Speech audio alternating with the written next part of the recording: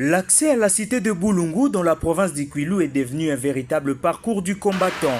Le route nationale numéro 18 situé à l'entrée des camps Boulungu et 19 situé à la bifurcation des Langa au croisement de la RN1 sont dans un état de dégradation indescriptible. Ces mauvais états de route compliquent non seulement la circulation des véhicules mais aussi l'évacuation de produits agricoles et freinent considérablement les activités économiques locales du chef-lieu du territoire des Boulungu et imposent la famine à Kikwit et à Kinshasa. Face à cette situation, le directeur général de l'Agence congolaise des grands travaux, l'ingénieur Nikon Nzaounzaou a dépêché une équipe d'ingénieurs de la direction des études et développement qui s'est ralliée au directeur provincial de l'ACGT Grand Bandundu, l'ingénieur Daniel Ndombelu Sakumunu, pour collecter les données techniques nécessaires à la construction d'une route moderne longue d'environ 65 km. Le tracé partira du PK0 matérialisé par ces experts sur la RN19, traversant ensuite la RN18 pour enfin sortir à son croisement de la RN1 à l'entrée du camp Boulungu. Les études en cours concernent les aspects géotechniques,